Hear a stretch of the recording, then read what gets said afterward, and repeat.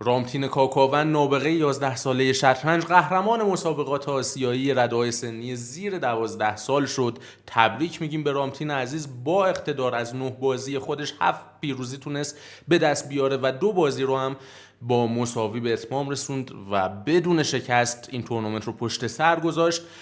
با ریتینگ 2059 تورنمنت رو آغاز کرد و تونست 2140 ریتینگ به دست بیاره. حدود 90 ریتینگ تونست اضافه بکنه، اگه اشتباه نکنم 80-90 تا ریتینگ تونست بگیره از این تورنمنت و جدیدترین استاد فیده کشورمون شد. فکر میکنم جوانترین استاد فیده. حالا اگر جوانتر از رامتین عزیز هست حتما توی کامنت ها برام بنویسید. نمیدونم این قضیه رو. حالا شاید براتون سوال بشه چجوری استاد فیده شده. مگه برای استاد فیده شدن ریتینگ 2300 فیده نیاز نیست؟ کاملا درسته، باید ریتینگ 2300 رو به دست بیارید. یه اما اینجا وجود داره. اگر شما قهرمان رده‌های سنی زیر 12 سال و 14 سال بتونید بشید، مستقیما میتونید تایتل فیده مستر رو به دست بیارید که این اتفاق برای رامتین کاکاوند هم میفته. قهرمان مسابقات آسیایی میشه و همچنین فیده مستر رو هم میتونه تایتلش رو به دست بیاره. توی این ویدیو میخوام یک بازی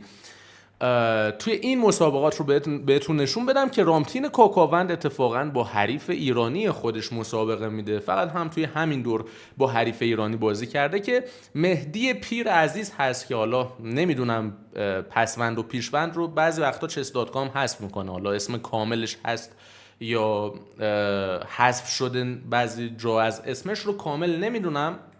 اما بریم این بازی جذاب رو با هم ببینیم که رامتین کاکاوند بازی رو با حرکت E4 استارت زده. C5 دفاع سیسیلی استارت خورده. فیل به خونه B5 حمله کانال از طرف رامتین شروع شده. بازی شده که سریعا به شاه کیش میده. آماده میشه که قلعه بره.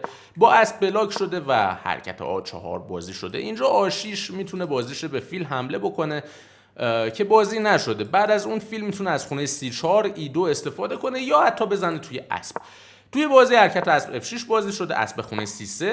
فیل قرار از خونه G7 توی بازی استفاده کنه. رامتین قلعه رفته. حالا A6 بازی شده و فیل به خونه E2 برگشته. فیل G7 و D4 پیاده رو در مرکز قرار داده. تعویض پیاده ها در مرکز و مهدی پیر هم توی بازی قلعه رفته. امنیت شاه رو برقرار کرده. رخ E1 و اسب به خونه C5 اومده. فشار داره وارد میکنه به پیاده. اینجا فیل به خونه F3 اومده. فیل F1 هم کاملا قابل بازی که رخ بتونه پیاده رو دفاع بکنه، اما فیل هم پیاده رو دفاع کرده.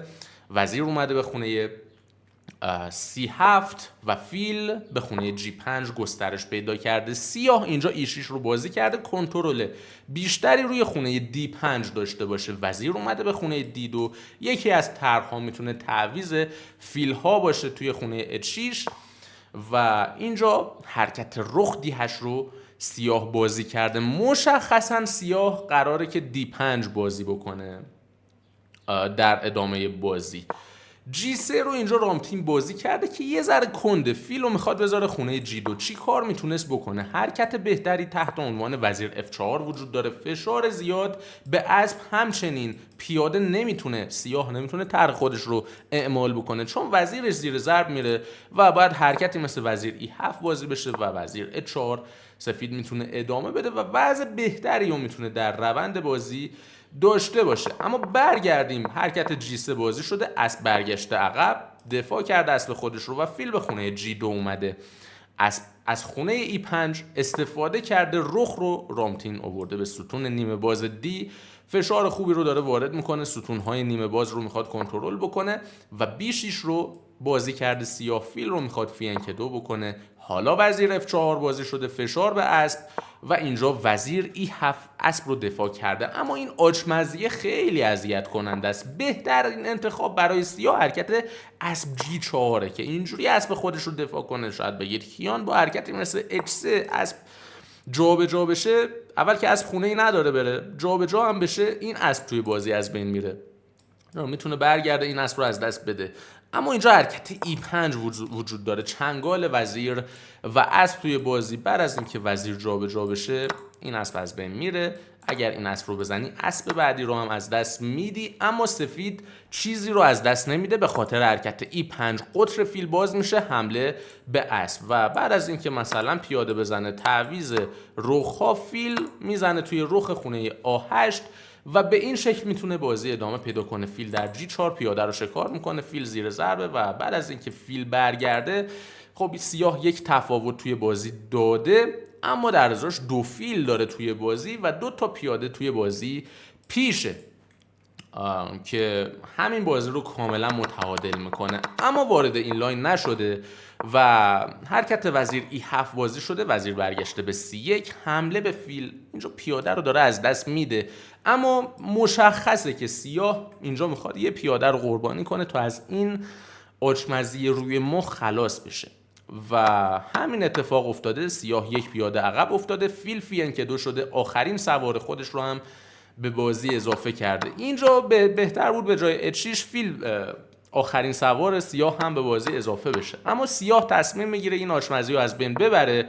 اسب برمیگرده خونه B1 از طرف رامتین که اینجا حرکت‌هایی مثل F4 هم وجود داشت، حمله مستقیم به اسب توی بازی.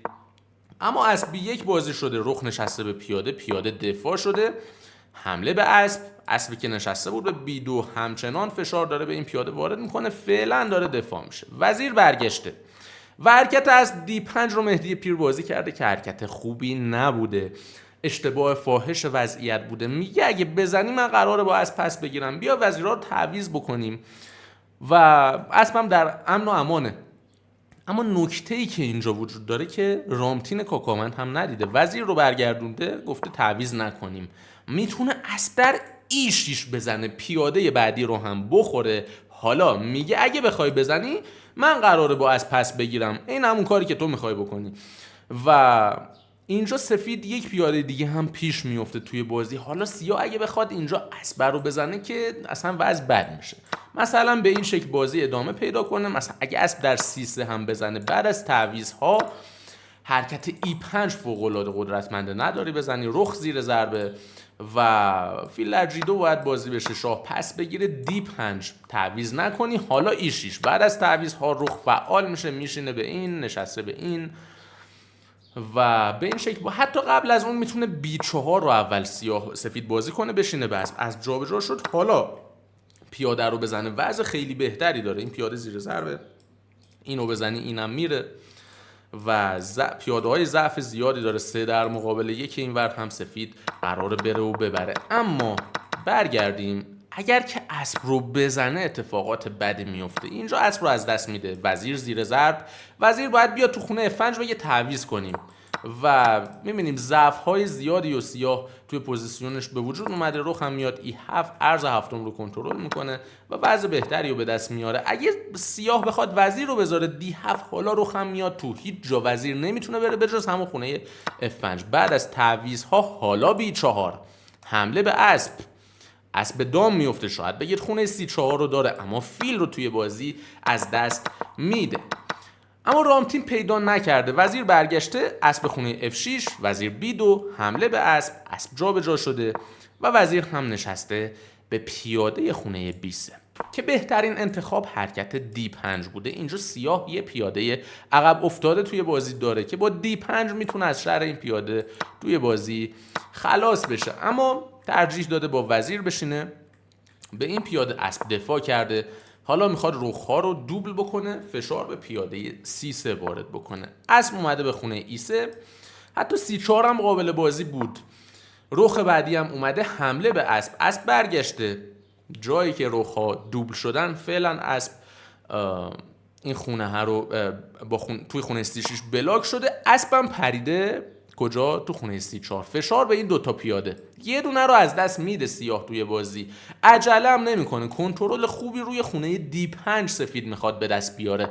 اما اول اسب رو گذاشته C4، رخ ترجیح داده این پیاده رو دفاع کنه، پیاده B6 رو از دست داده. میبینیم با یک سوار دیگه هم سفید میتونه خونه D5 رو کنترل کنه. سیاه هم اسب رو میذاره E7 که بتونه کنترل خوبی روی این خونه داشته باشه. از D5 تعویض وزیر برگشته عقب و حالا 34 توسط اسب به خوبی کنترل میشه. 4 در مقابل 2 اینور وحشتناک. پیاده D6 حالا پیاده ضعیف هم حساب میشه.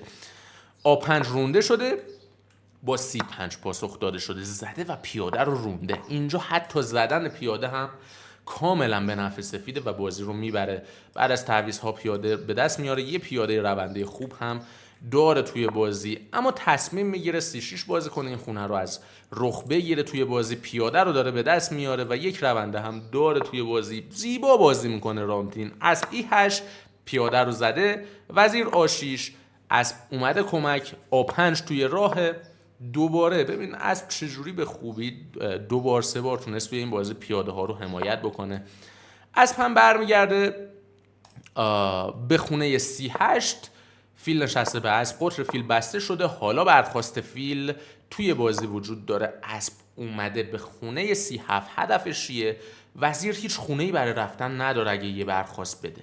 خب مثلا رخ رو بذاره A1، اسب رو برداره، وزیره به دام میفته. حالا داره خونه B5 رو کنترل میکنه اسب که پیشنهاد تعویض وزیر بتونه بده اگه جایی لازم شد.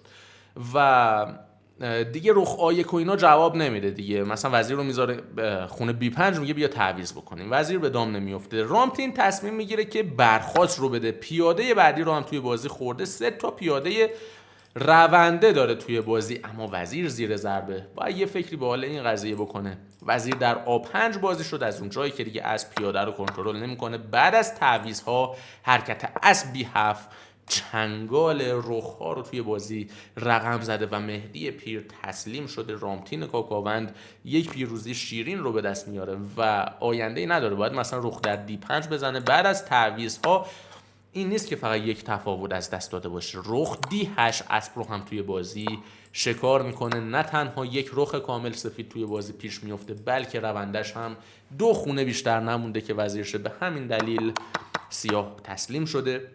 و بریم جدول این مسابقات رو با هم ببینیم که رامتین کاکاوند با اقتدار با 8 امتیاز میتونه اول بشه. مهدی پیر عزیز هم توی این تورنمنت تونسته 17 هم بشه.